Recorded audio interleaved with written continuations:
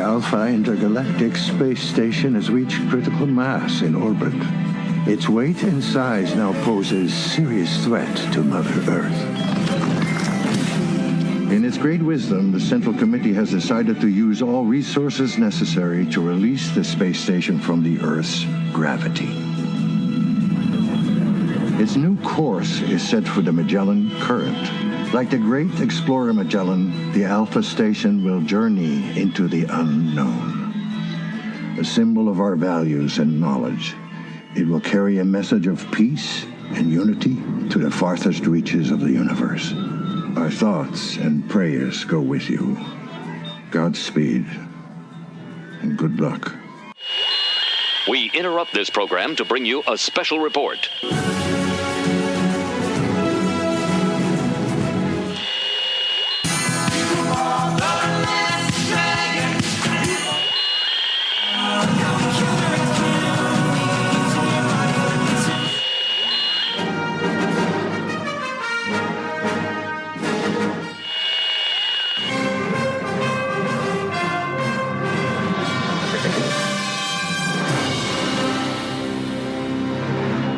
This is Cheapseat Reviews.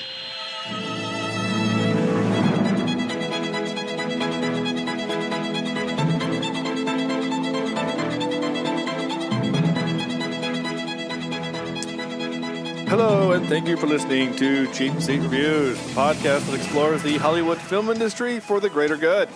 The greater good. This is episode 204, and tonight we are talking about Valerian and the City of 1,000 Planets. I am Sean Allred, and joining me tonight is Andrew. What a waste of a good John Goodman Jemison. Hello. Oh, okay.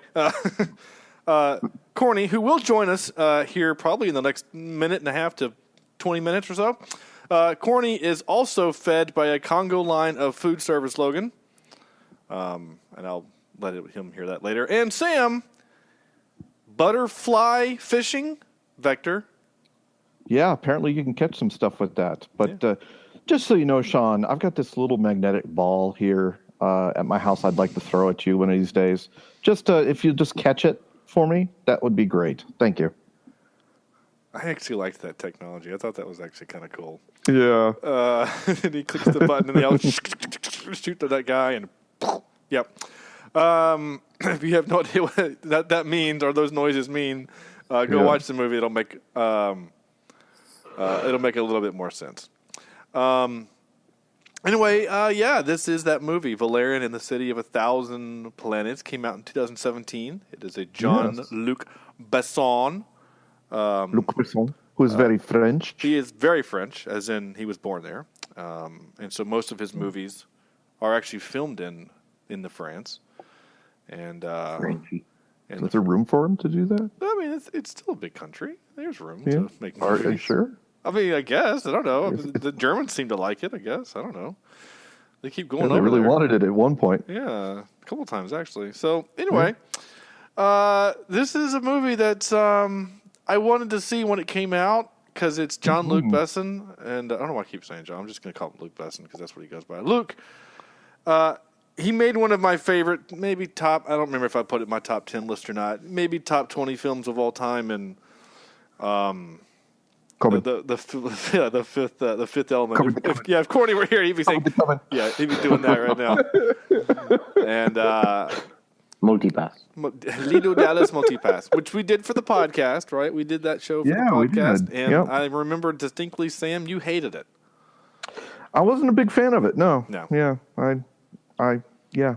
No, and that's fine. I mean, again, everyone has their things, and that's fine. And that movie is, I think, is a niche kind of movie, right? Like, it is engineered for a very set person, and it worked on me 100%. That movie, The Fifth Element, and so whenever he comes out with another movie, I just get excited. I'm like, "Ooh, it's gonna be the next the next Fifth Element, and that's how this movie was kind of like marketed. They were marketed that way. Yeah. The director of the Fifth Element. Yeah, right. The director of the Fifth Element the visionary director of the Fifth Element comes a movie so visionary that we haven't seen anything like it since the Fifth Element. I'm like, oh my gosh, that sounds freaking awesome. I can't wait. I'm excited. And the previews actually look good too. Oh, the previews make this thing look so cool. And he hasn't directed a whole lot of stuff recently that's been really great. He's done a lot of writing for good stuff. Like he wrote all of the the Taken movies. Isn't that they're just grunting and Irish accents? He still had to write that line where, if I have a particular set of skills, and if I find you, I will kill you. He wrote that. He had to write that. He did the Transporter movies. And Columbiana, and he's done something. Of course, he did Lucy. And they're making a second Lucy film. How do you make a sequel to that? That doesn't make any sense. Doesn't she become all powerful in that movie? Well, I guess can we spoil? Do we want to spoil Lucy a little bit? How old is it? I don't know. I'm looking. I can't remember. Well, folks, we're going to spoil Lucy here. So fast forward another 2 minutes if you don't want to be spoiled. I can't. Hold on. Let me see. Lucy, 2014. Okay, it meets the what was it? The 3-year mark. I think is that we gave it. Yeah. Basically, the end. You all right? Sorry, my gosh, I'm tired. It's late. Of course, when are we recording it? It's not late. Yeah, it's always late. Basically, Lucy, she ingests drugs that allows her to quote unquote use 100% of her brain, and as she does so, she is able to manipulate matter around her. And at the end of the movie, she realizes that her body is no longer necessary, and she literally just turns into like carbon, and then just melts into the earth, and leaves behind basically a flash drive of the knowledge of the entire universe. And that's kind of how it ends. It's real dumb. It sucks. It sucks. And it had such potential. So how you make, I don't know, maybe someone plugs in the flash drive and she gets pooped out of the CD drive. I don't know what's going to happen. So you probably have to put a jellyfish on her head. Yeah, and, maybe. You got to put a big jellyfish on your face to whatever. I can't wait to talk about this movie because I have such emotions about this movie. And they are strong emotions. So they are strong with him. Yeah. You both said something. What was that, Andrew? I feel feelings for this movie. I have the feels for this movie. So hopefully I have stalled enough for Andrew to have found the IMDb page and pulled up the thing. So Andrew, tell us, what is Valerian and the City of 1,000 Planets? A dark force threatens Alpha, a vast metropolis and home to species from thousands of planets. Special operatives Valerian and Laureline must race. Raced. We invented a word. Must race to identify the. What is that word? Marauding menace. Okay. I have been educated. And safeguard not just Alpha, but the future of the universe. All right. You done read good. Yeah, you do. Done did real well. Yeah. Oh my gosh. Yeah, I guess that's a thing. That's I think it's pretty accurate of what they were trying to do with the movie. That's actually pretty accurate. Like I said, directors Luc Besson, writers are Pierre, Kristen, and basically all the writers are from the comic book series Valerian and Laureline. It's a comic book series. So it's a movie about a comic book. And so it explains a lot of the very bright colors and kind of fantastical things because it's based on a comic book, and I'm down with that. I'm okay with that. Yeah. I'm going to say this to start off with. It is a visually beautiful film. Oh, absolutely. It is a wondrous to behold to watch this thing. Seriously, the monsters, but the aliens are great, and they're all different. And I have some really cool trivia about that in a little while. They all look really detailed and interesting and different, and it kind of has a Star Trek future where when aliens come to us, they don't try to kill us.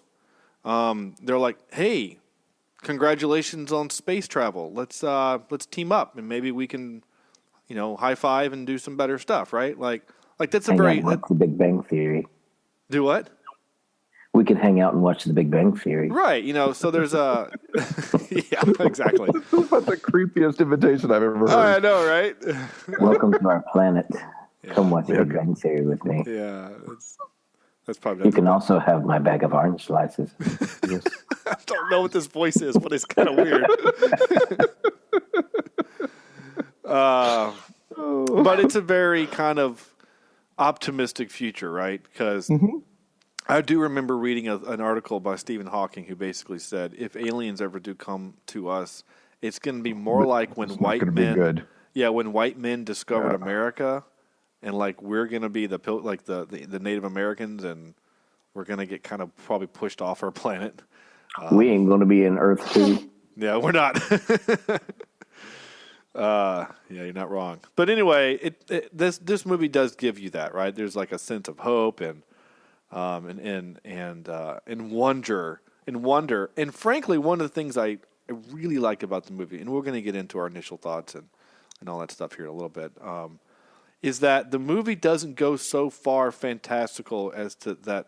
So the things are unbelievable, like they're in a spaceship. Okay, fine. There's AI. They still wear seatbelts and have joysticks, and he shoots guns with bullets and they have communication things on their neck. Like there's nothing really that's fairly grounded. Yeah, it's like technologically grounded. And so I actually like that about this movie. So we're going to get more into that in a little bit. Actually, we're going to get to it right now. We were all virgins to this, right? None of us has seen this, right? Right. First time. Okay. And I'm pretty sure Corny was the same, but he'll corroborate that whenever he hops on here in a second. So Andrew, if you'll kind of give us off that's not a phrase. Lead off with your initial thoughts. I'm not getting you off in any kind of way, shape, or form. So just let's not talk about that, please. I'm sorry. All right. Valerian and the City of 1,000 Planets. Mm-hmm. First of all, I had no idea what this movie was. I don't even remember seeing the previews. Hey, Andrew, I'm going to stop you for just a second. What's happening? Are you talking with your microphone on your headset? Nope. Are you sure? Yeah, I am. Because I can hear it rustling against your shirt. Better? Yes.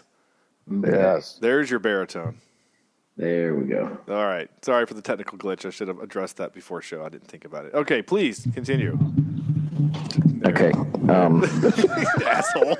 Once again, he's got to pick up his microphone and stick his nose on it.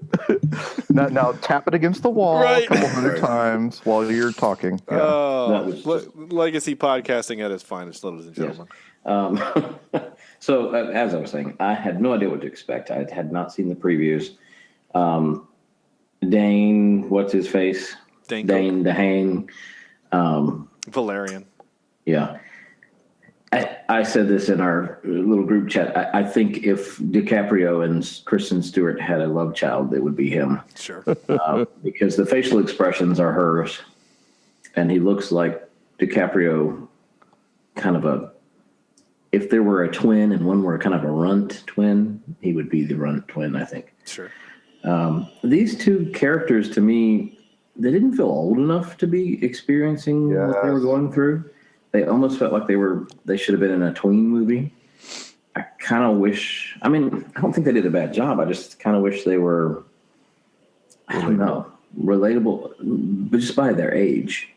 I don't know. Maybe in, the year 21, whatever, all of our commanders and majors or whatever he was will be 18. I don't know. At least that's what he looked to me. So, well, and he also spouted off about how he has earned all these medals, all the Medal of Honors or whatever he got on there, and I found that a little strange because of the age issue on there. I will agree with you in the fact that this was a visually intriguing movie, and as I was watching it, I kept thinking to myself, man, I wish I had seen this in 3D. Yeah. Oh my gosh. I think it would have been amazing to see in 3D. And I don't think he filmed this in 3D. Really? Wow. He didn't use 3D cameras. He might have done a 3D conversion, but I remember reading in the trivia that in order to do the type of camera work that he likes to do, 3D cameras are too heavy, and he couldn't do it. Oh, wow. Some of the CGI, I felt, well, from the very beginning, I think within the first 5 minutes of the movie, I texted you guys and said, wow, CGI side boob. Right. Right off the bat. Some of the CGI kind of took me out of the movie for a minute, but not terribly. I've seen much worse. Something else that took me away from the movie was the scene with the school buses. And I thought, if we're this far into the future, are we still having the kind of old yellow school buses that we have right now drive people around? It's like Doc Brown threw the hover wheels on it, and it became... Yeah, but again, I thought it was funny because, again, like, everything is still kind of grounded in Earth stuff, like, because we have to remember, even though we're on different planets and stuff, Earth is actually pretty nearby. And so anyway, there was one audio thing, and I don't know if you caught it, that really, really bothered me. I actually had to rewind it and watch it again just to make sure it wasn't my ears. But I'll see if you guys mention it or know where it is. But it just really bothered me. And it was the most noticeable. Normally, if there are little glitches, I don't catch them. But this one, I could definitely tell. When she was talking? Yeah. Yeah, there was like she was at a door or something. And you could definitely tell she was in the studio recording that and not. Yes. Oh, I didn't catch it, but I usually do. Yeah. And I actually watched this. Hey, Corny. What's up? Hey, Corny. Hey, buddy. Yeah, it was almost like her mouth didn't line up with the words either, though. There was a couple of moments of that, It's like every episode with Sam, right? Actually, yeah. Not wrong. Oh, and joining us tonight is Corny, is also fed by a Congo line of food service Logan. Hell yeah, I am. There you go. Hey, you know what? I would also like some brain lemon juice. That was hilarious. So weird. But the little guy that was like trying to present the food. Yeah. But this was the great. Weird. Yeah. Just so weird. I love it. This was It just seems strange that they're cool with having a race of species or a race that eats human brains as a delicacy on a ship that has humans on it. It just seems weird. Yeah. Whatever, it's fine. Well, I really don't know how to say that. So she also, I mean, wait, no, was she taken prisoner for that? I can't remember. There was she was down there. She had just found Valerian, and then she saw the butterflies and thought they were pretty, and she went and touched one, and then it turned into a in the sky. She can go up for dinner, yeah. And so she got pulled up, and then all that stuff, and then we had to have the lap dance scene and all that other stuff. I would take a shape-shifting Rihanna any day. I wouldn't. No. She seems like one of my sisters, and it's just annoying. Weird. I did not like that character nor that story arc. I thought that was dumb. I am strangely attracted to Rihanna. I really am. I don't know why. It was funny. So you like the brown sugar is what you're saying? Somebody posted on Facebook. It was like the what was it like a history of Rihanna music, and it was like all of her hits. And I actually know all of her songs, which is a little weird too. And I'm strangely attracted. Do you sing them in the shower? No, I don't. But now you know that don't look natural. Yeah, I know.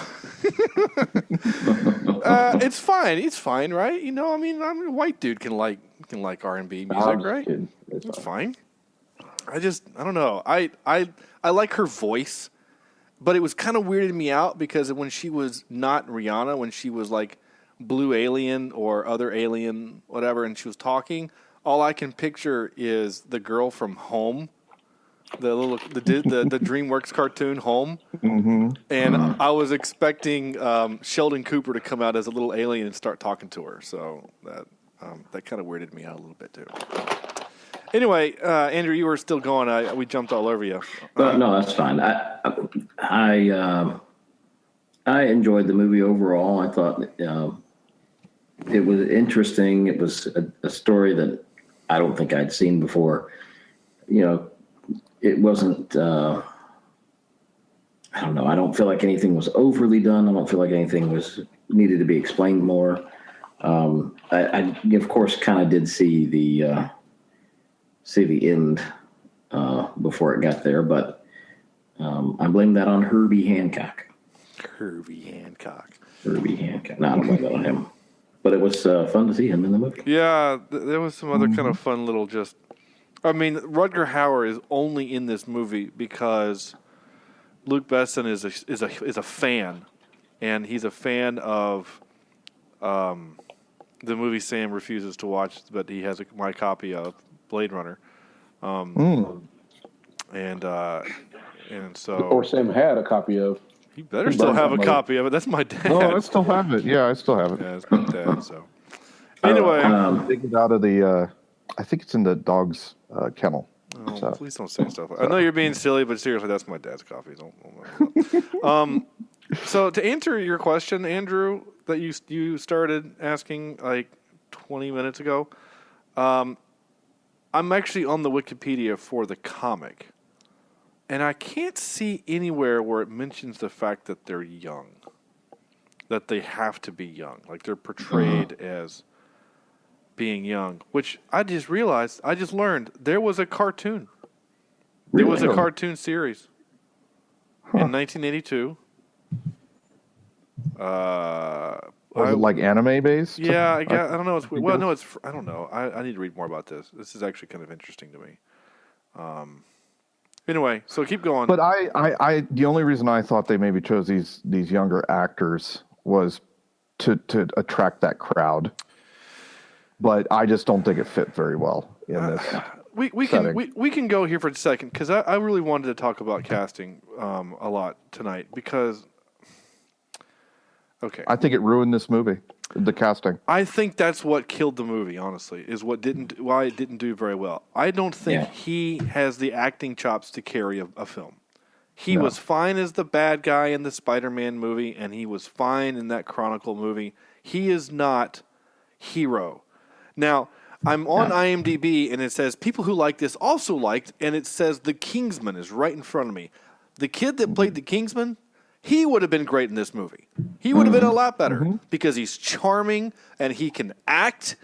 I thought this guy was bad. He's bad. Yep. I thought she was okay, but he... Yeah, she was fine.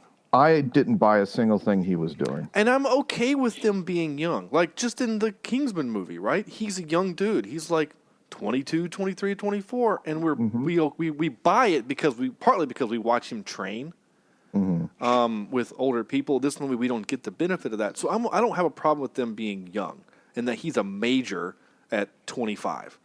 I mean, okay, fine, whatever. But, I mean, Joey from Friends in the Lost in Space movie was a major and he was like 30, Okay, in the space, you get promoted quickly, I guess. But... They can also not hear you scream. But he was bad. He had... I don't know if... Now, I've only ever seen... him in the Spider-Man movie. I didn't see Chronicle. So in Spider-Man, when he has that where he's always kind of got that, come on, Peter, I need the blood. He's got that weird raspy thing. And I feel like that was forced. I don't feel like that's his real voice. Like I felt like he watched Bruce Willis do The Fifth Element and thought I should be like Bruce Willis. Yeah, it did not carry well. Didn't go well. It really didn't. No. And it's sad because I think this could have been interesting. I think it could have been a fun adventure. Even spurning more. The vision behind this movie really is amazing. So good. But the direction that they took on his character and his action, or his acting, just did not carry well. It's bad. Andrew, I kept getting taken out of the movie with him. Yeah.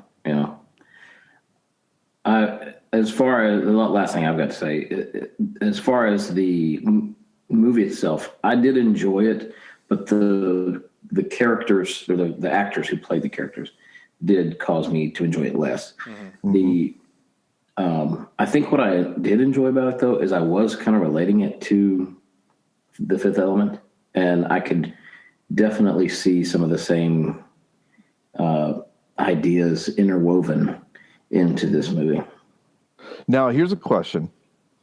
Watch this movie again, let's say start fresh with this movie, except you are now watching it in German with English subtitles. Okay. Or in French with English subtitles. Do I think it's better? Could it be better? I don't know, because I know you hate subtitles. Well, yeah, I do. But, well, I don't hate subtitles. I don't like subtitles for the podcast because it makes capturing clips awkward, except when I do my Chinese overdub, which I think will happen again because I'm pretty sure Ip Man 2 is going to make it on the list pretty soon. But Sweet. I'd like to point out that you brought us that one, if I remember right. Well, yeah, this is also after many arguments of movies with subtitles. Right. Yeah, we did kind of. So I kind of feel like subtitle movies are. Well, and again, we I don't feel like we need to rehash not an argument, but a thing that happened 125 episodes ago. I'm still a little butthurt about it. So well, no, and that's fine because I probably jumped on you harder than I meant to. Because it was Ip Man, which you thought was English overdubbed, which it wasn't for this version, and then we did 13 Ronin, 13 Ronin, which by all accounts was kind of a fun, ridiculous movie. But again, because of the overdub, it had cow explosions. It had cow explosions and moving walls and blood fountains and things. And then we put that to bed for a while, right? And then we tried again with Kung Fu Hustle, which we all liked, but again was subtitled. And I have seen that movie overdubbed. I've seen that movie in an overdub. And so because Netflix only offered the subtitle, that's why I did the lines. I read the lines in the recording. So I think we've been away from that far enough now that if we wanted to do another movie that was subtitled, it'd be fine. I'll either I'll get me and we'll all four of us voice act the VO. I think we just get Siri to read it. Yeah, there you go. That'd be interesting. I don't know how. Less racist. I guess I could do that. Yeah, I could probably do that. Anyway, that'd be the most annoying podcast. Yeah, that would actually kind of suck. I actually got to think about it. I don't know if I want to hear her talk. Anyway, my point is, we should get Microsoft Sam to do it. Is who we need. Yeah. But we could get all of us doing our different impressions as we're doing the lines. Andrew does his Scottish, Corny does his Sean Connery, Sam does his Matt Damon, and what are you talking about? Matt Damon's my friend. He comes in here and then maybe you can get him to come in now and then. And then I'll do. I don't know which one am I good at. It was Nicolas Cage, right? I think that was the one I was okay at. So I don't remember. Anyway, if you say so. I don't remember. I said something one time, and I think you guys liked it. I don't remember. Swedish Pig, I think, is what we were. Oh yeah, as long as the line is "pig is a blanket," that's done good, right?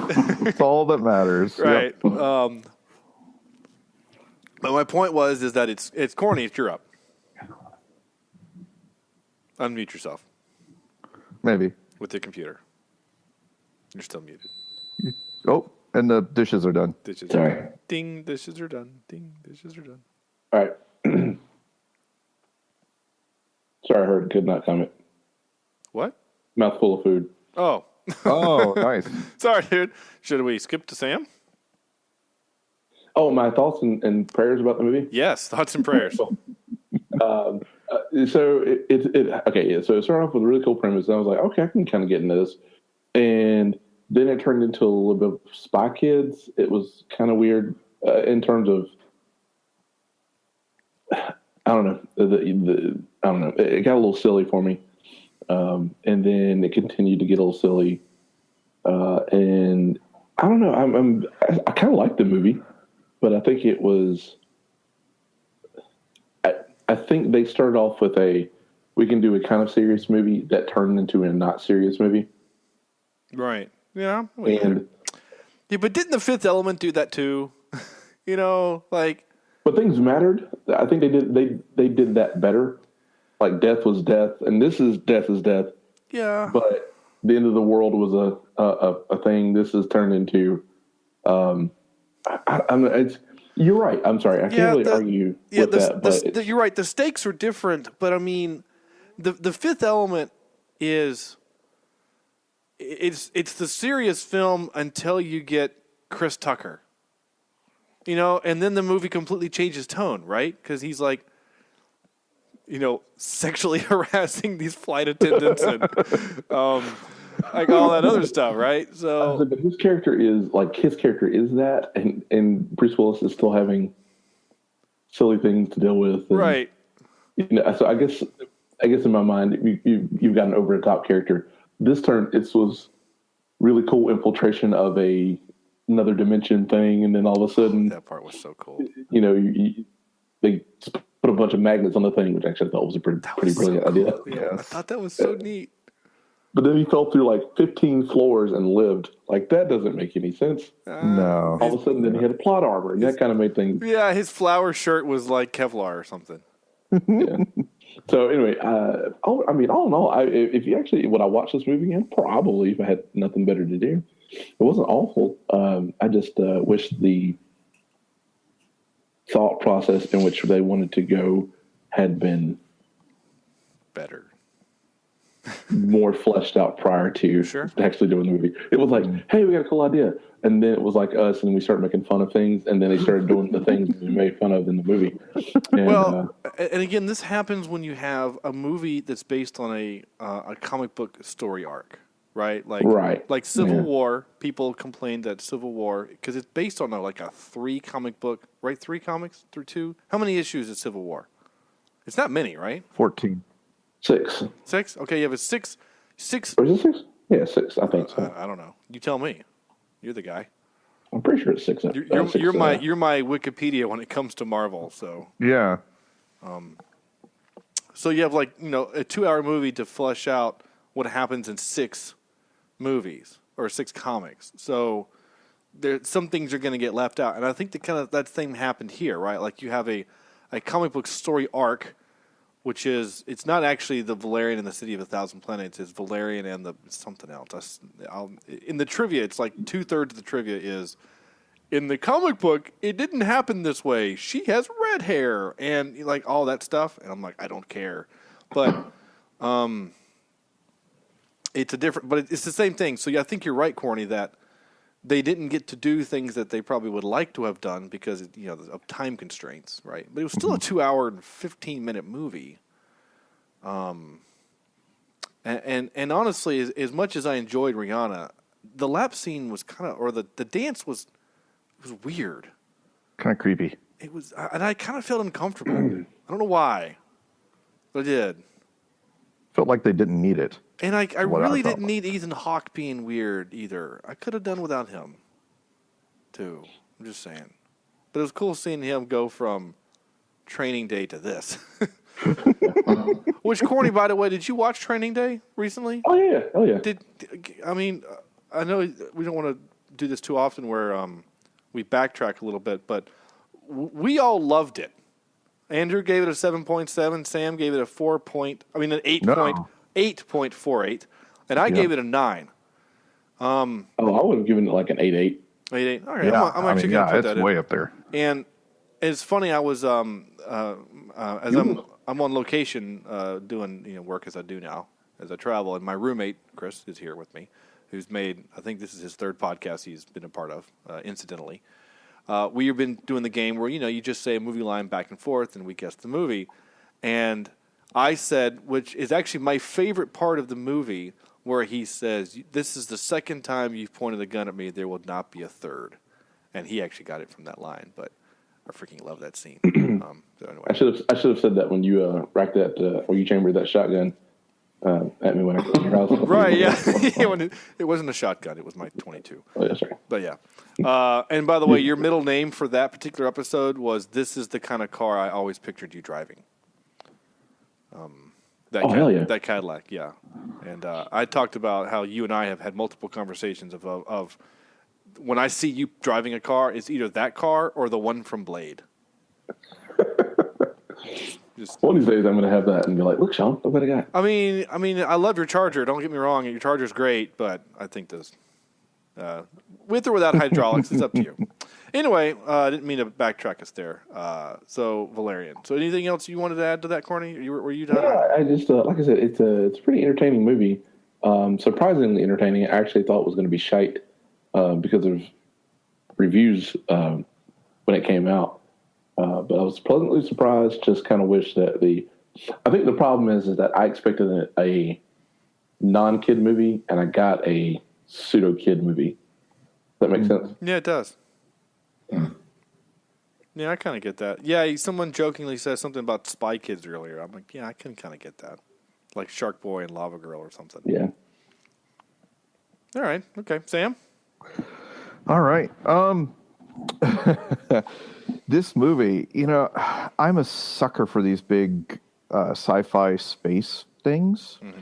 And I knew that, one of the things I did like about The Fifth Element was the design of The Fifth Element and the way it looked. So I was hopeful that it would kind of go along that lines with it in terms of the look of it. Because if anything, you got to say that Luc Besson is pretty darn good at just making things look unique, Mm.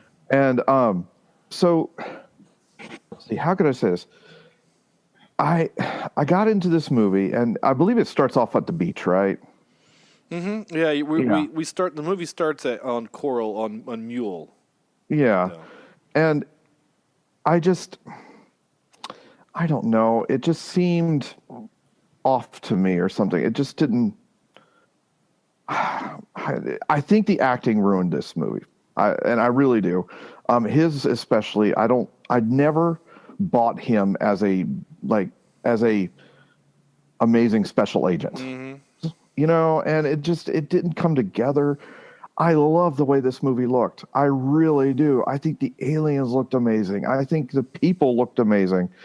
But it just, I don't know. The director couldn't save this movie if he tried because of the problems inherent in it with the main actor. What a neat looking film, though. Like I said, I'd be willing to watch this thing dubbed in French or something else.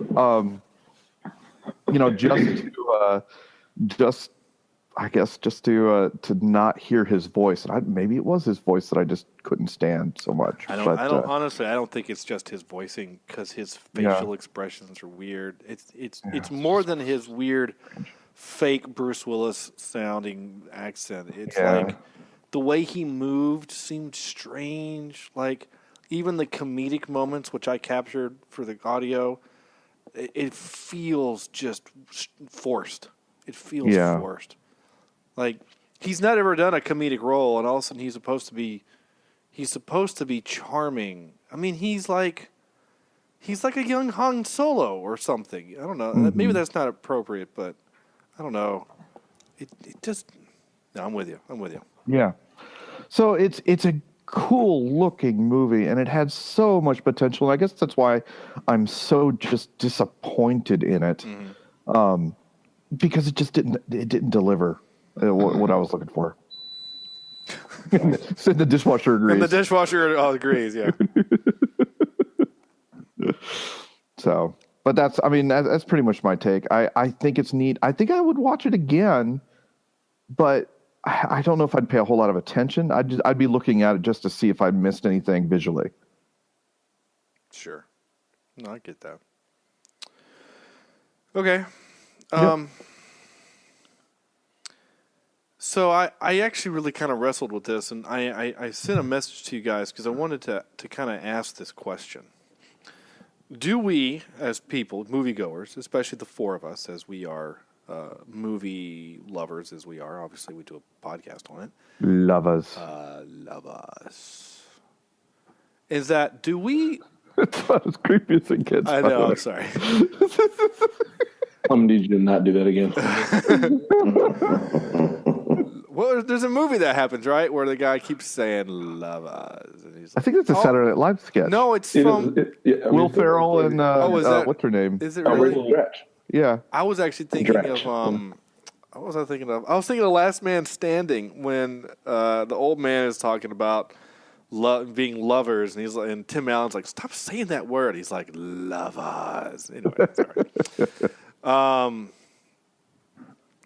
Do we forgive movies sometimes, or that's not the forgive's not the right word. Do we no not give more rope to, but like give the benefit of the doubt or something like. Okay, yeah. I can't really put into words what my brain is trying to. I'm seeing in my head, but like to give them leeway. Do we suspend our disbelief? No, not even that. Like Andrew, do we kind of let things slide? Sort of. So, like Andrew, you are our DC guy on the show, right? You love the DC and the Superman and all that stuff, right? Right. And you were more accepting of the Batman versus Superman because you love the character of Superman and Batman and the genre of the film and Zack Snyder as a director. And even though the film did not meet, even to you saying your words, not your expectations, did not meet the standards that you would have liked, but you thought it was still a fine film. And the rest of us thought it was shite. But do you forgive it because of those things? Does that make sense? Is that the word? Does that make sense what I'm asking?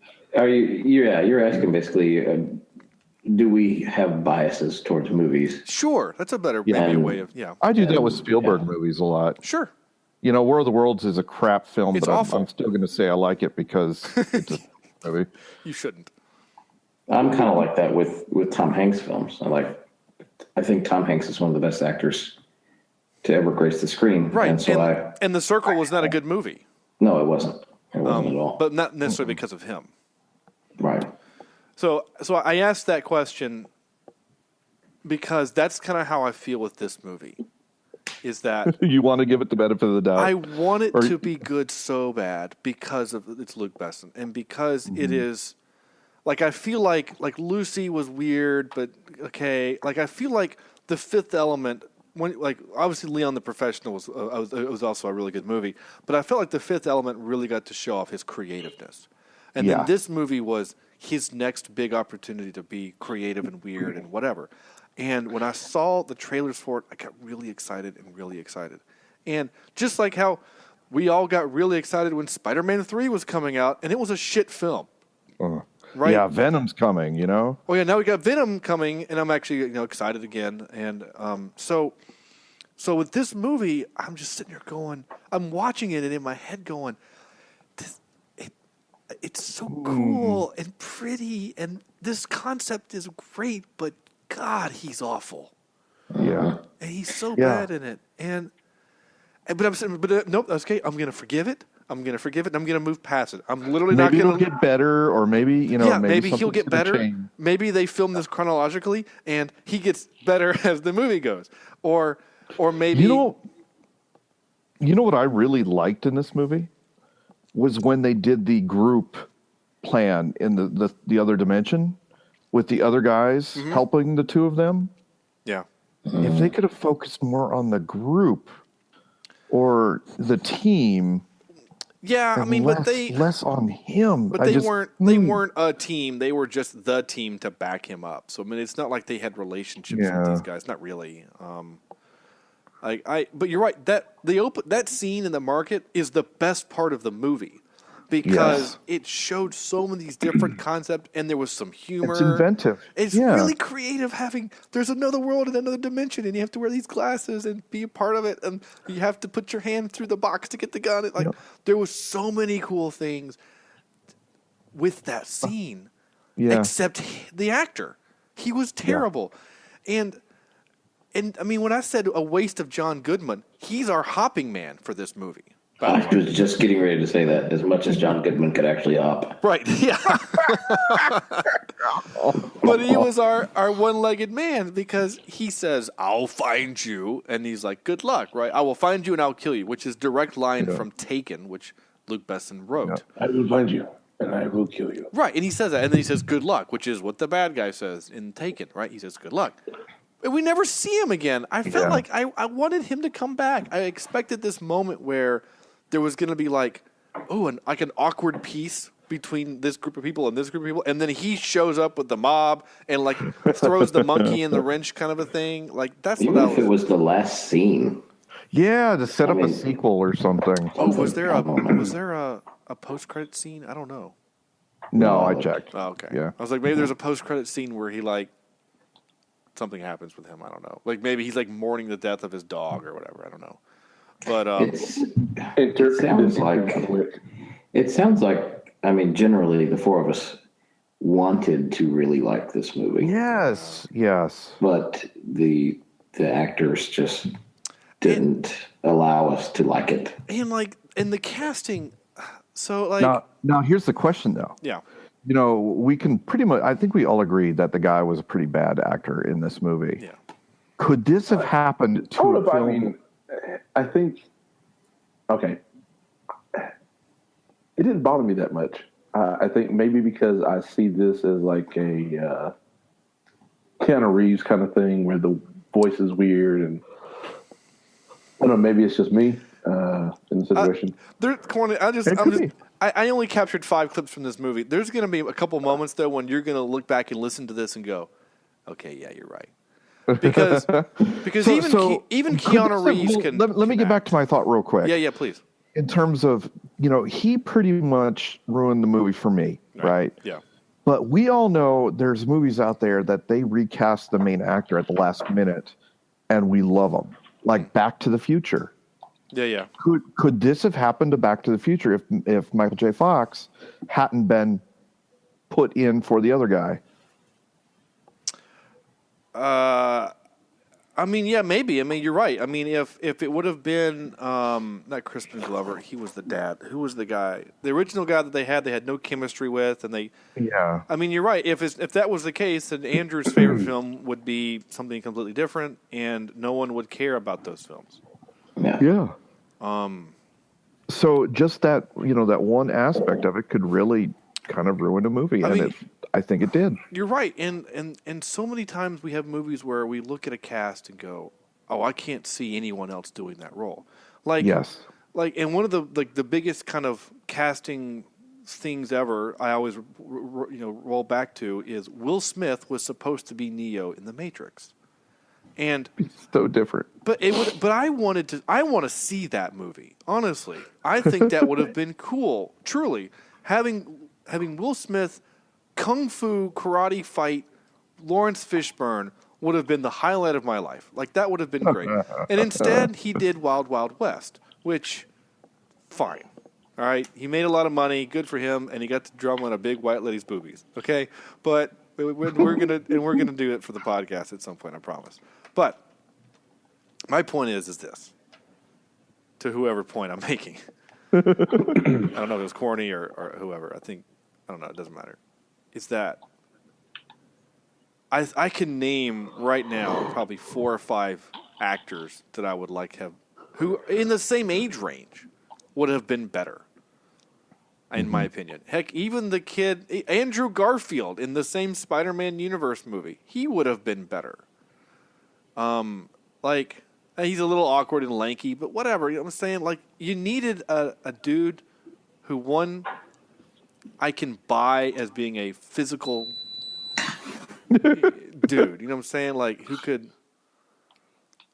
punch I'm saying like punch aliens and do things. Like I don't know. I don't want this show to be all us complaining about him. But frankly, he's the worst part of it. I mean, now also I'll be honest. Clive Owen was not good either. No, he absolutely phoned this one in. He phoned it in. He just needed a paycheck. He was not good. Ethan Hawke was weird. He was fine, but he was weird. It also kind of weirded me out though that the the king of the water people was voiced by a woman, and that was weirding me out a lot. man. It's the golden lady person from Guardian of the Galaxy 2. Yeah. It's that chick, whatever her name is. I just kind of assumed that, that was their species. Like, they're all very effeminate. Yeah. Even the men are. Yeah, and that's probably... They all love to dance in the morning when they get up, by the way. Yeah, I mean, and like really the only way you can tell male from female is the females had protective covers over their boobs. Like, even the men kind of had like chesticles a little bit. Like, are you the man or are you the woman? I didn't know what was going on. So,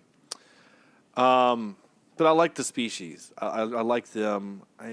There's just... You like the what? I'm sorry? Their species. Species, okay. Did it come across as something inappropriate? You went away there for a second. Oh, okay. I was a little scared. But this movie, I think, truly... You know how we have, like, we'll say, oh, we watched the movie, and we'll say, oh, yeah, the movie is greater than the sum of its parts. The sum of the parts were greater than the movie. You know what I'm saying? Yes. Like... I would love to see a story in this world with all this creativity and all this interesting things made by a different director. Well, I mean, wouldn't it have been cool to see this like by Guillermo del Toro? Oh, heck yeah. You know, like, or I mean, there's certainly other visionary visionary directors out there, but Woody Allen? No, God, no. He'd probably trying to have sex with the girl. That'd be awkward. I don't know. There was a lot of. I like the intrigue of the movie. I like the little 3 talking bird things. They were kind of funny. And they're recurring characters in the comic. They're like Ferengi. They kind of are like Ferengi. How did you say that? Because they're always trying to get money. So that's actually a pretty appropriate thing. I like the ships. I like the look of it. I don't know. There's so much to like about the movie. What was the other thing I wanted to talk about? I forgot. Was that it? Imagine this thing in the arms of somebody like James Cameron. I think the movie loses its feel if we do this. I think you get to keep... I think you just wanted a better Fifth Element out of this, is what we were looking for. Yeah. You're not wrong, Corny, and that's what happens. And we as people do that, right? Like we saw Avengers, and we're like, oh my god, Avengers is the greatest comic book movie we've ever seen. And then Avengers 2 comes along, and we're like, it's supposed to be better than Avengers 1, but it's not. Yeah. So maybe our own expectations are the problem, and so you're not wrong there, but when the expectations are dashed by something as simple as a bad casting choice, yeah, like that's why I'm so upset, is because this movie had all of the potential to be the next cool thing, to be the next Avatar. And that's what I was saying with James Cameron. I mean, this has the vision and the interesting concepts and interesting looks that Avatar brought us with James Cameron. But my counter to that is simply this. One, James Worthington is not a good actor. He was probably the worst actor in that movie, the main guy, wheelchair dude. There's a reason why he doesn't get a lot of work now. I'm just saying. 2, that movie is a humorless movie. You know what I'm saying? There's no humor in that movie. There's there's joy, but there's no humor. I hate that movie. But it's beautiful. But Luke Besson movies are typically kind of got a lot of humor in them. Again, Fifth Element. Chris Tucker. So... Corbin. Come on, Corny. I'm going to feel weird if you don't say it. No, it's moment's not right. Oh. No, that's right. We can't force it. So, but I will say this. So there was a couple of moments in this movie, and I wanted a dozen more, like The Fifth Element, where I love The Fifth Element, the editing moments, when 2 different people are telling the same story and we're getting them mid-sentence between each other. I love that. And so there's a moment where it's in the movie, I can't remember what it was, but they said, man, that stinks. And then like the next scene is them falling out of the trash chute. I'm like, oh, I want more of that. Where's more of that? And like when they stop the bomb with like 1 second, I have to expect. Yeah. You said there was bomb. No, I said she was the bomb. Oh. What was I going to say? Oh, I was saying that. Crap. What the hell was I saying? Oh, I expected like an alien to like roll over, like a robot to roll over and restart the bomb. You know, like they did in The Fifth Element. So again, that's my own biases and expectations. So I don't know. There's so like the market was so cool. Mm-hmm. Yeah, I didn't really put two and two together that this was the same director that did Fifth Element until after I was into it, and then I realized that. So I didn't really have those expectations or those.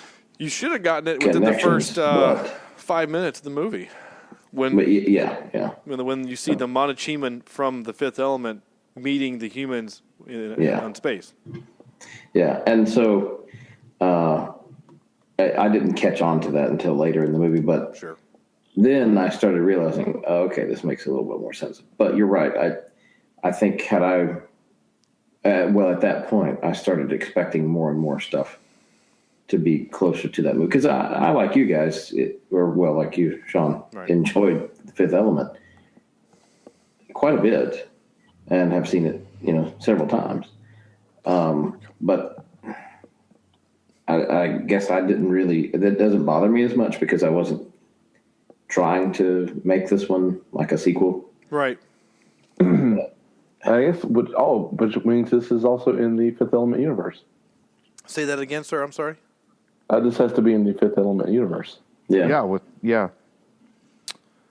I mean, yeah. Which means Corbin Dallas does exist. Which means, depending on what year this all went down. Well, this would have been. He could come in and save this. I mean, this was years later. Like, this is like. Would have been like 200 plus years after the Fifth Element. So the fact that Earth doesn't have a second moon kind of says that it's not the same. But there's aliens that are in both. So, I mean, maybe it is the same universe. I don't know. That would be kind of cool if they were, honestly. And that, I mean, that's because that would explain the really bad Bruce Willis. Right. Maybe that's Lilu's. Because he sees some hollow cube of Bruce Willis doing his thing, and as he's training, that's what he becomes. And yeah, maybe he was. Yeah, you're right. He was trained by a hologram version of Corbin Dallas. I like this idea. Are you human? Negative. I am a meat popsicle. Hey, so I'd like to point this out. But that actual ending shoot 'em up scene was, I thought, pretty well, and I don't know. I felt like he had the look of the thing that you wanted. Yeah, I can see how the acting is bad, but the action part, I kind of felt like he's okay with that. The two action scenes I was really into that he did was, one, the scene at the market. I thought he was great. There's some physical comedy happening, which was good. Mm-hmm. He's like getting ready to get eaten by the dog, and he needs the gun thing to work, and so she's like, stop moving, and he's like shooting in the other dimension, and she's trying to fix it. Like, all that was great. The last scene with the robots, the killer robots, which I guess in the future we still have to have weird black painted killer robot gun wielding robots for some reason. But I thought the scene was kind of cool, but for some reason it still felt, I don't know. Not human. Yeah, I don't know. It was fine. I don't know. Maybe I'm nitpicky. Maybe I'm just being annoyed with him. But like him running through the station in his like Uber suit, kind of like doing like what the Thor would do. Like he was like the human Juggernaut. version. He was a Juggernaut. Yeah, actually, that's a better way. I was gonna say he's like the human version of Meow Meow, but yeah, he's the Juggernaut, bitch. Thank you. But I kind of was also weirded out. Like his shoes have thrusters underwater, but not in space. That was weird. Oh, maybe, and by the way, maybe it sucks water in. And what? Maybe it sucks water in. Oh, okay, like a jet engine on a submarine, like in. Yeah. I mean, I don't really care about that. What I do care about is when he jumps out, he falls down. He wouldn't fall down. He would go out in space. Like, anyway, that's He's got all- a really, I mean- a real heavy suit. space. Didn't they say that it was affecting the Earth's gravity or it had a gravity of its own? That he wouldn't fall down. He would fall back against it. Not unless, well, I think you're right. Believe it or not, I know I'm right. but I can see the argument that The only reason why they had fiction. they fall down is because he's falling against the backdrop of the ship and it was pretty. Mm-hmm. That's the only reason. You know what I'm saying? So I mean, it's fine. And just It'd be kind of funny if she, as she was talking to him, go, "Did you justify gravity?" He goes, "Oh yeah." yeah. Falls down. Did you just break physics? Yep. Okay. Because he even says, "I'm falling down in space" or something like that. He actually, I capped that line. He says that line. It kind of annoyed me. But did y'all see Gravity? no. Okay. Oh, is that the fake? Sandra Bullock, right? It's the Sandra Bullock and George Clooney movie, yeah, and they're in space. There's a really bad physics moment in that scene in that movie that still kind of bothers. It's a great film. But and again, I don't want to ruin anything for you, Sam, because you should see it. Yeah, I would like to see it one day. But there's a bad physics moment that truly affects the film, and it's kind of annoying. Is it as bad as Tom Cruise getting exploded by a missile at a truck? It's car honestly been thrown forward. yeah, Being thrown the other direction or something? Yeah. it's honestly worse than that. Oh. Because imagine, I don't want to give anything away, but imagine like if I was in a spacesuit, right? And you, Sam, were in a spacesuit but tethered to a fixed object like the International Space Station. And I flung myself forwards to the end of that tether. And then you pull me back, right? Uh-huh. I'm going to come towards you, right? In the movie, that doesn't happen. And that's annoying. It's really annoying. You know what I'm saying? Now I'm confused. Yeah. Because in the movie, there's a scene. I can't say anymore because it's going to ruin it. I don't want to ruin it. Yeah, don't. So I'll watch it and then we'll come back to it. Yeah. I mean, if it was streaming, that'd be cool. If it was streaming, then we could do it for the podcast. We haven't done a whole lot of Academy Award-winning type movies. Does it not get nominated for Best Picture? I think so. Nominated for Best Picture. I can't remember. Defying Gravity. No, yeah, it's nowhere. It's not streaming anywhere. Anyway, it's fine. One day, maybe it will. I will say this though. Oh, the cloaking guns part, that was actually really cool. I thought that was really cool. That was pretty cool. So this movie adheres to my rule, right? The fewer notes I take, the more I enjoyed it. I thought it was your no guns rule, like Batman. Oh no. Unless you're Tim Burton Batman, then you're all about the guns. Which, corny, by the way, I have to tell you this. So again, I've mentioned this already that I'm out working, and so I'm with my roommate Chris here, my coworker Chris, and Stuart Wheeler, friend of the show, Stuart Wheeler. We have introduced Chris to the TV show Leverage. And I basically said, "Hey, Chris, we want you to watch this show. It's called Leverage. Watch the pilot. If you don't like it after the pilot, we'll never mention it again." He's like, "All right." After the pilot, he was like, "Yeah, we need to watch more." And so we watched like 3 more that night. So I got one more person watching Leverage. Sam, you're next. We're going to get you watching Leverage. Get in line. I'm rewatching West Wing right now. You would. West Wing? Wing. Is that where they all hang out? It's about a bird that gets tired. Yeah, it's like, I can't fly anymore. It's about every other wing place in. Yeah. Screw you Chicken joint in guys. North Carolina. Going home. Anyway. No, anyway, that's it. I don't have anything else. I don't have any more notes. Okay. Good night, folks. Nice to see you. Wow, she's gotten a lot of gross on her. Oh yeah, poor the girl. What's her name? Sergeant Leanna. Laureline. Laureline. She had a lot of gross on her. Like, You know what I'm saying? Like, they got the lemon juice on the hair. Okay, fine. Which, by the way, where do you get lemons that big? Jeez. She had the jellyfish on her face. Natural. Right? It's the creature sneezed on her or yelled at her and you're right. The snot creature all yelled over at her and got snot all over. Like, then she was in the trash. Like, she must be ranted smelling by the time they're in the shuttle at the end of the movie, making out, kissing, and having sex. Like, she must stink. I'm just saying. Are you telling me there's a moment where he's like, hey, I know this is pretty nice and all, but damn, girl, you stink. Right, like, will you do me the honor of marrying me? She comes in to kiss him. Well, hold on. Okay, we got to do something about what have you smell. been in today? Like, I know we were both in garbage, but you would smell way worse than I do right now. Did you? Your breath literally smells like jellyfish ass. Like, what's happening? Now she got the jellyfish eating ass face. You got to sit there. And then my last note actually was that's a pretty good spaceship for being over 500 years old. So anyway, and then tropes I wrote, hot shot is a womanizer. You know, he can't just be a dude. He's got to be a dude who has a list or a whatever it was. A playlist. A playlist. I feel like that could have been left out completely and not just the movie. Yeah, I mean, it kind of establishes his.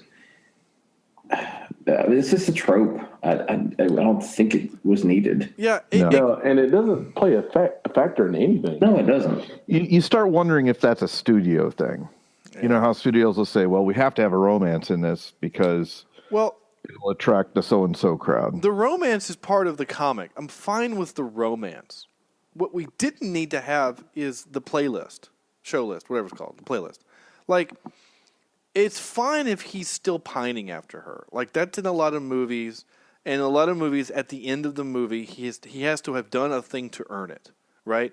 Like, even in The Fifth Element, Lilu is, like, ready to give up. And he's like, no, you can't give up because I love you, right? Like, you're... and that was a lie. Yeah, he just needed to save the world. No, I'm just teasing.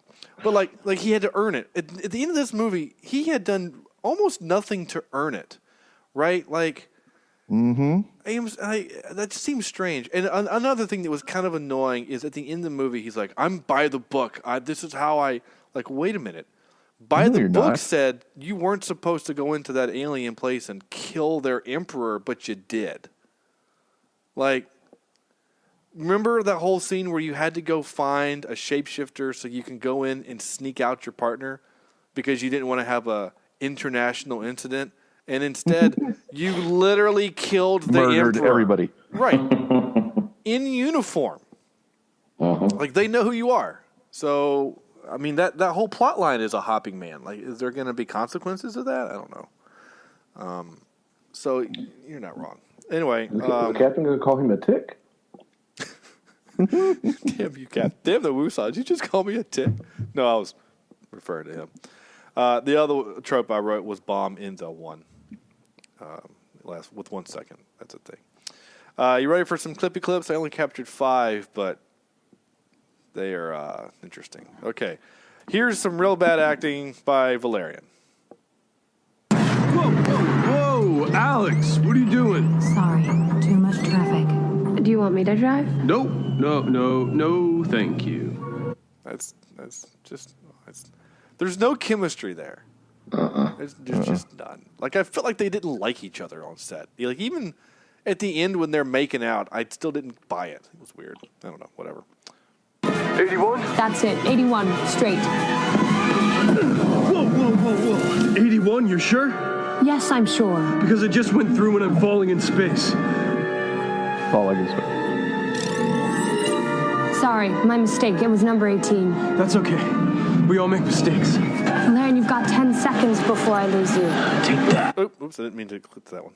I was like, wait, no. That's not the same difference. But, like, so there's a moment there for comedic value, right? Are you sure 81? Because I'm flying through space, falling, whatever. Oh, my bad. I meant it's 18. Oh, well. That's okay. Like, I don't know. Like, I feel like there's other ways to deliver the line to go other than him just saying, "It's okay. We all make mistakes." Like, are you just trying to suck up to her so she won't be mad at you? Like, that's kind of what it felt like. I don't know. It just felt weird. Whatever. I liked the dialogue. I just didn't like the delivery. Valerian, you've got 10 seconds before I lose you. Take that. Who's the clever one now? Valerian, you've got 5 seconds. Oh, no. Not me. There. So, who's the clever one? Not me. I mean, it's kind of a neat line, but Bruce Willis, come on now. Not me. Young Keanu. I mean, yeah, you're kind of right. Or young Nick Cage. It's just, I don't enjoy it. I could eat a peach for hours. I don't remember what this one. Oh yeah, this is Rihanna. So how did you come to lose your partner? Because I'm stupid. What do you mean? All I do is flirt and joke. Oh, trying to be cool rather than being honest. Story of my life. How young were you when you lost your mom? Please don't go there right now. It's okay to be vulnerable sometimes. Can we stop this and get back to the mission, please? And don't touch anything. Like, I liked the dialogue. It just seems so awkward. He seems bored. Mm-hmm. I don't know. And I love Rihanna. I just like her voice. But I still expect a little boov to come walking by in that moment. If you've seen Home, that's funny. Go watch Home. Have you seen Home, Sam?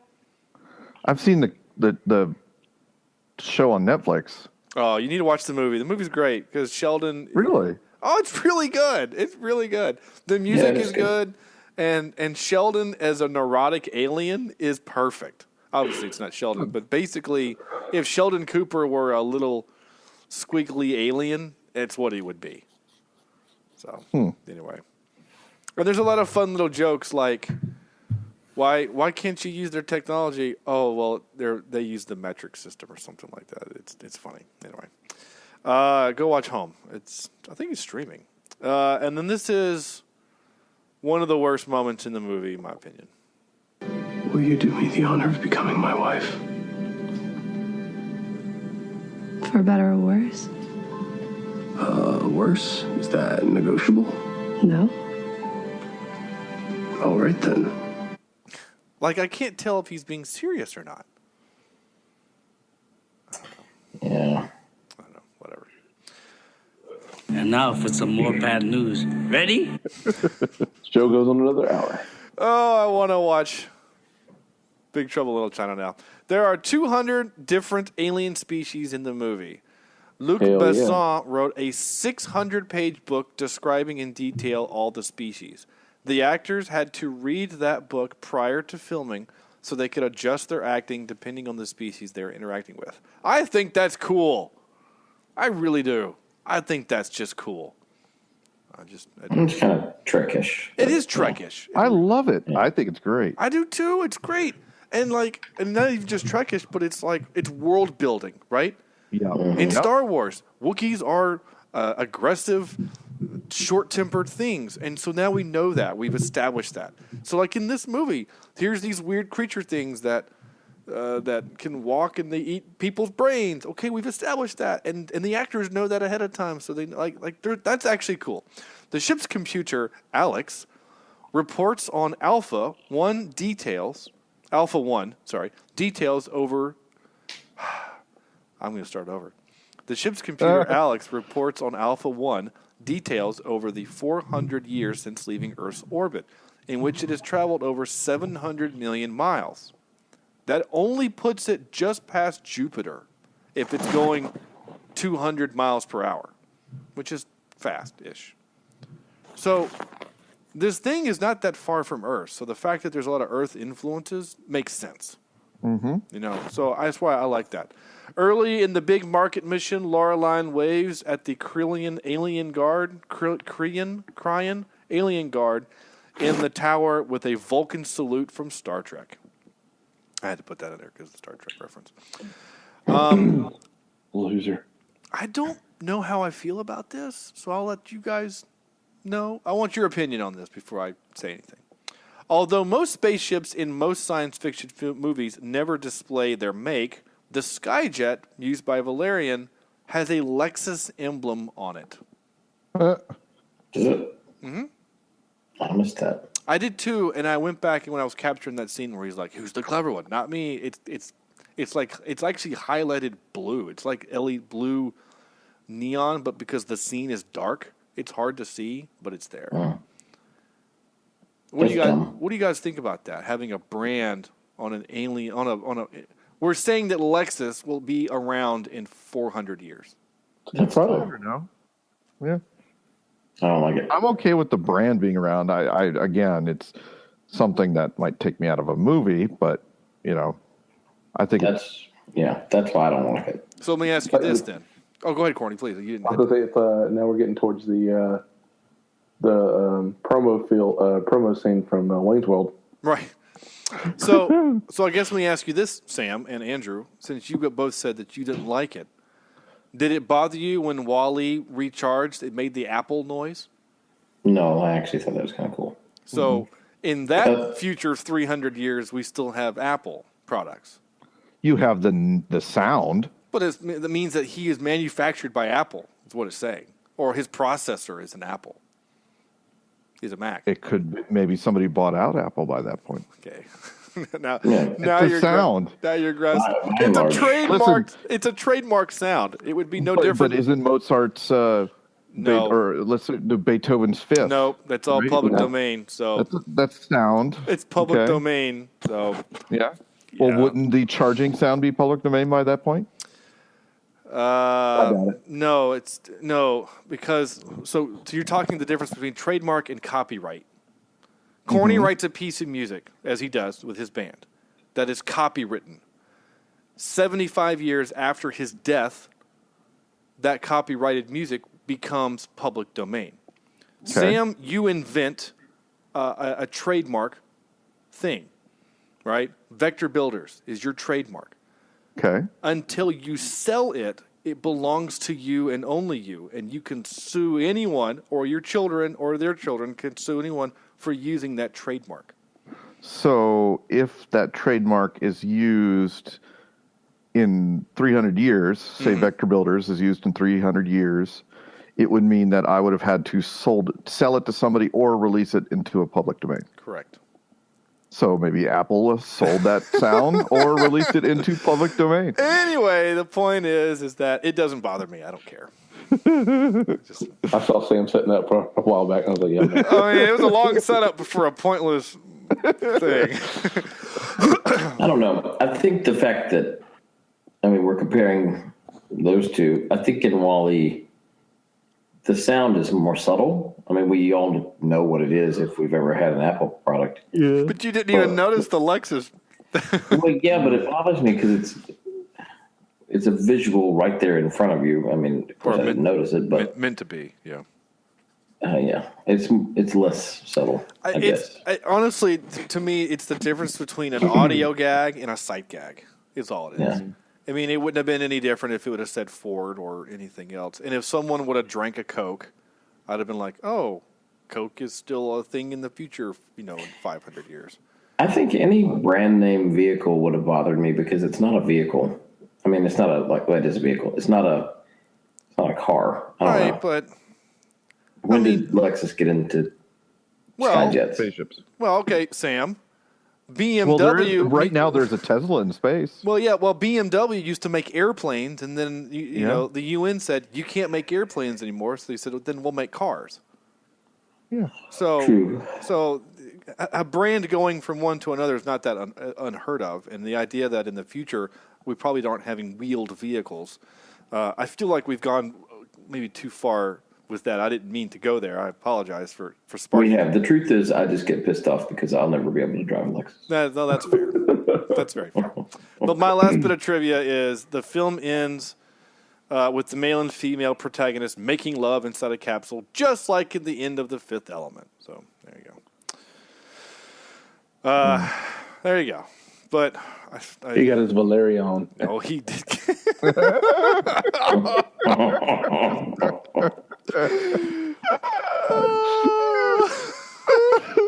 There's the title. Like Corny, that's why we miss you when you're not here, because of stuff like that.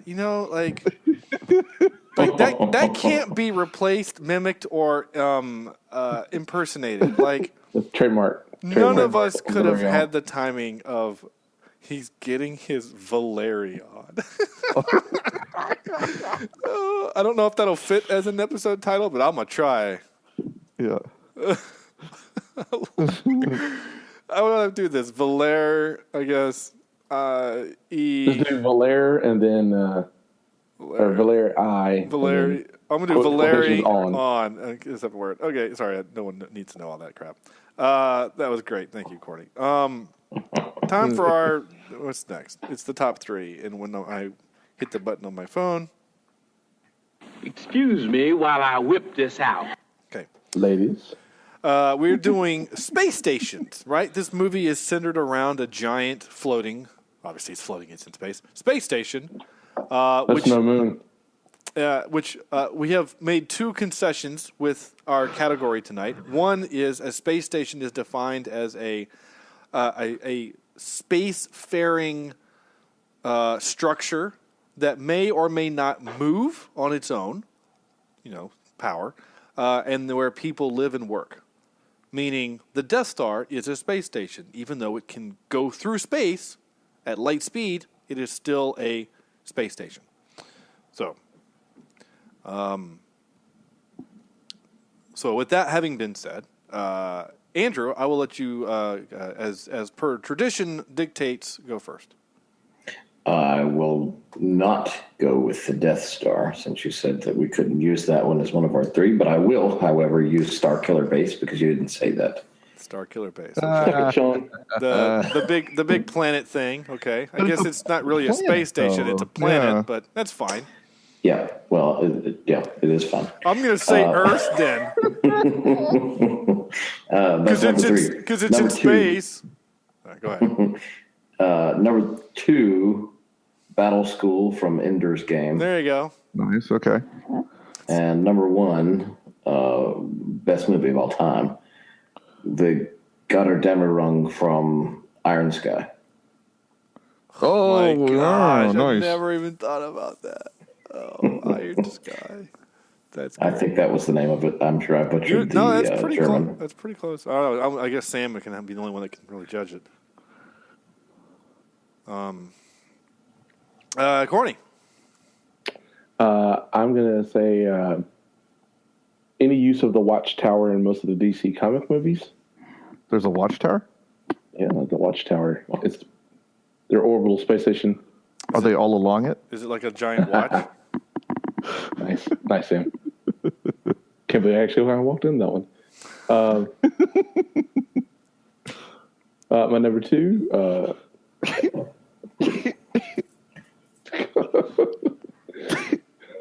My number 2 will be. See, can I use Deep Space Nine's? Yeah, because I did. Okay, cool. All right, so the pointless ship in Deep Space Nine. The pointless ship. No, the space station is Deep Space Nine. That's true. Anyway, anyway. And then my number 1 is Lord Helmet's ship in Spaceballs. Spaceball 1. Yeah. Spaceball 1. Yeah. There you go. No, that's is it Spaceball 1? That's what they call. Well, no, you're right. Spaceball 1 is. Yeah, isn't it Spaceball 1? Isn't that the name of the ship? Yeah, I'm getting confirmation from my roommate. See, that's why we keep them around. That's why? Okay, we'll have to add them. Oh, and the honorable mention to the ship in Star Crash.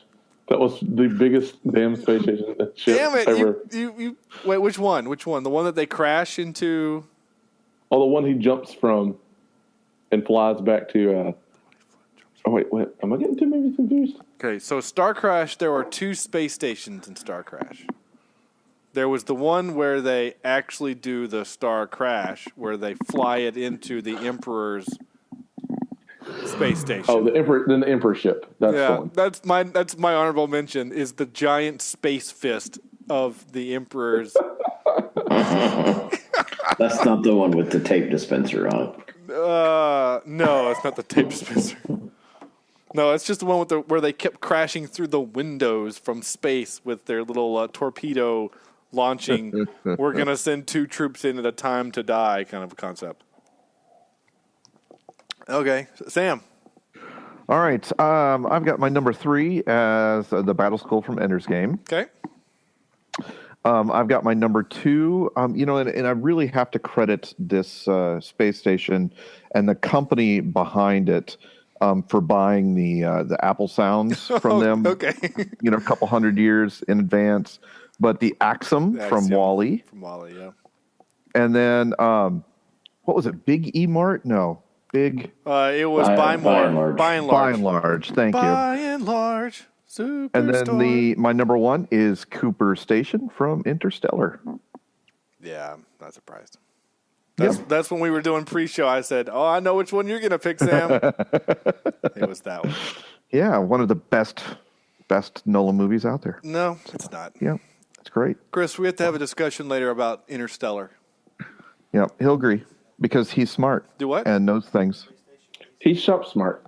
I have that one. My number, shop smart. That's smart. My number 3. Well, my honorable mention was the Floating Fist and Elysium, the space station from Elysium, which is called Elysium. But I'm going to move Isn't that Elysium. more like a Halo? I mean, I wish I could have said Halo. Yeah, actually, it is a Halo. Halo would have been good too, though. It's not a movie, but yeah, that would have been a good one. My number 3 was also Battle School from Ender's Game. Number 2 was The Axiom from WALL-E, and number 1 was Deep Space Nine. So we covered them all. Nice. The only other one I would mention that's, again, it's just because of the size of it is the space. I don't know the name of it. Is the giant station from the Black Hole, Disney's The Black Hole. So, I don't think I've ever seen that one either. Oh, it's kind of neat. It's got like little floating R2-D2 units in it. Like they fly. Yeah, it's weird. It's a Disney movie. That's it. That's our show. Out of 10. Oh, I have a sound clip for that. Sorry. You'd think I'd remember that. But wakey up phone. Oh, my gosh. You can do it. I know. Stupid thing with the thing. But phone. Yep. Wait, what's supposed to happen? All right, out of 10. This is where you guys tell me your score from 0 to 10 for what you thought of the movie Valerian. Andrew. Well, I wanted to like the movie more than I really liked the movie. But it did have some good moments, and the action was pretty good, and the storyline itself was okay. The delivery wasn't there, and the actors ruined it. I think honestly, if they just replaced the entire cast, just start from scratch and do the same movie with different people. Just the only one I would leave, seriously, you could leave her, it's fine, the girl, I mean, whatever, but otherwise, the only one y'all want to leave is John Goodman. Yeah. I like him, and I just like his voice, and I get. See, I still didn't think he fit what we were watching. Oh, it just didn't. To me, it didn't feel. He reminded me of the Simon Pegg voiced big fat dude from The Force Awakens. Yeah. But having said all that, I'm kind of with Corny. I would watch it again. I don't know that I would pay attention 100%, but it's going to go right somewhere in the middle for me. So I'm going to say like a 4.7. Okay. Corny.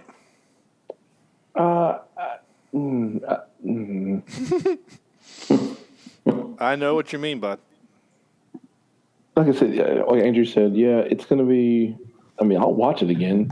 I'm not gonna hate it like I do Transformers. But at the same time, this is. I think a lot of things were missed, and we got like a Spy Kids, Shark Boy, Law Girl kind of thing going. So I say 4.792. Oh, okay. 0.792. I'm not going to let that go. Okay, Sam. Yeah. I'm right there with you guys. It's not the best, but gosh, it's pretty. Man, it could be a screensaver. It's the best. So darn pretty. I'm going to kind of go, I'm going to do a 5.1, 2. Okay. 3 on this one. Okay. Yeah, it's just, I don't really want to watch it again, but I do because it's so darn pretty. Yeah, no, I get that. I get that a lot. And you go to movies to see things you haven't seen before, and this had a ton of that. A lot of that. Yeah. It just wasn't a good movie. So I'm breaking my own rule, as I do. I'm looking back at some other movies that I've given numbers to, and I'm trying to give myself a comparison as to what I liked this better than, you know? And, okay, so I agree with Andrew 100% with his summation of the movie, right? We used to get yelled at because we didn't sum the movies up, like why we give it the score we give it. I thought the score was fine. I even liked the score. I thought it was kind of neat. I didn't notice it a lot, but I didn't not notice it, and I didn't think it was bad. Again, visually stunning, wonderful. The motion capture on weird fish people were great. I thought the subplot, the what do they call it? Corny, help me out. What are they called when you're on a video game and then you have the sub missions, the extra missions? What are they called? Side missions. Yeah, side mission. The side quest. That's what it is. Their side quest. The bead plot. Yeah, the side quest of getting the jellyfish. Like we had to introduce peril for no reason, and that weird Bob the Pirate guy. We didn't really need that, honestly. Bob the Pirate. Sorry. And I didn't think the Rihanna bit needed. I mean, I guess we needed to have her character have some. When she dies, spoiler. When she dies, I guess we needed to care. I didn't. I kind of did, but I cared more. I didn't because I didn't. The thing didn't look real. Well, I cared, but more about what she did in the room and less about her tragic story and having to dance. You know, like. I don't know. It's weird. I don't know. I actually probably would have liked it better had they just been old friends. What if she were replaced by Chris Tucker from The Fifth Element? Yes. But does the same thing, and he's having to walk around inside Chris Tucker. Well, the dialogue would have been hysterical. So, with all that being said, again, I want it to be good, and I'm going to give it a little bit of the benefit of the doubt, and I'm going to watch it again probably pretty soon because I want to watch it with my wife. I didn't get a chance to watch it with her. I want to watch it with her because sometimes she picks up on things that I don't. So, with that all being said, I'm going to give it just a straight-up 6.2 seconds left before the bombs go off. I liked it a little bit better than you guys. Actually, you know what? Hold on. Where was it? I'm going to give it actually a little bit higher than that because I can't, in good conscience, say that Judge Dredd is a better film than this. So I'm going to give this a 6 point. Good gracious, Corny. I'm thirsty. I hear you. I'm giving it a 6.8. No, it's fine, dude. I'm giving it a 6.8. All right, that's our show. That's a podcast. Thank you for listening. Sorry I went a little bit longer than our normal shows have been recently, but that's okay. Sometimes it's good to get a good hour and a half podcast. In. Next week we're doing Lincoln. Speaking of long, that's kind of a long movie. As in logs? Lincoln Logs, yeah. We're doing Lincoln. I think it's on the Amazon, or is it Netflix? It says Netflix on our list, but... Okay, then that's where it is, because I updated the list recently. So, we're going to do the Lincoln. We got spring break coming up, so I've got time. And I'll tell you what, man. This movie's so good, it'll blow your brains. Too soon? Oh. Yeah, 1865. Yep, too soon. Just fair warning, it's 2 hours and 30 minutes, so tuck in. Never forget. And it's a whole lot of him talking in a high-pitched voice as Lincoln. Yeah, it is. Oh, by the way, Chad from the Graves sent in his top 3 space stations as the International Space Station, Skylab, and Titan. So fair enough. Yeah. Two of those are non-fictional, and I don't know what Titan is. After seeing Chad tonight at church, he mentioned to me that he would not only go see a movie, but do a podcast with us on a movie if we went and saw Rampage. Rampage? That's what he wants to go see in the movie theater? right? I was like, yeah, maybe he wants to do Ready Player One. Yeah, let's go do now. Ready Player One. No Rampage with the flying wolf? Okay. Anyway. Yeah. Shut your face. No, that's fine. Yeah. I do want to do. So I just stick that in your pocket. craw. Stick that in your pipe and smoke it. All right, so we're doing Lincoln next week. Like I said, it's a 2.5 hour long movie, so I might have to break it up and watch it in sections. But that's it. That's our show, and thank you so much for listening. It's been a blast watching this movie with you guys and talking about it. As I do, I forgot to turn the volume up. There we go.